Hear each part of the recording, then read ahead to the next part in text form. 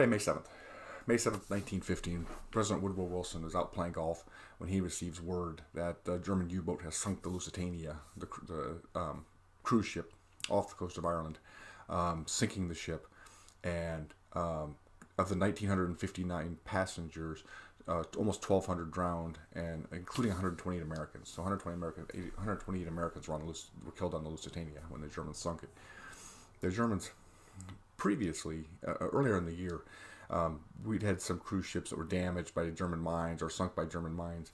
But then eventually Germany just declared open warfare, and they were going to sink any vessel in the area, because there was concern that they were bringing munitions and supplies into Britain and England to help support the war effort. So the Germans justified this by saying, basically, we warned you, we told you. As a matter of fact, in the newspapers, there were printed warnings to people that if they're traveling on these cruise ships, to be aware that there was a risk here. And actually, in some of the papers, it carried the warning on the same page that it carried the advertisement for the Lusitania.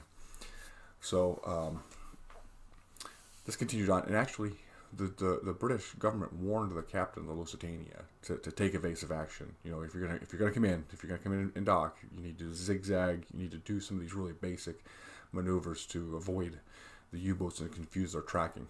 The captain refused. He went straight in. They took one shot by a torpedo, and then the boiler exploded, where they believe it was the boiler that exploded, sinking the Lusitania in 20 minutes.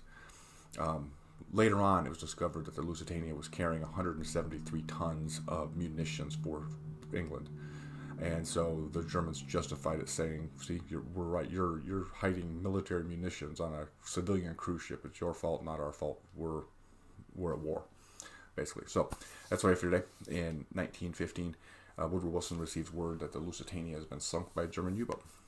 I will see you tomorrow.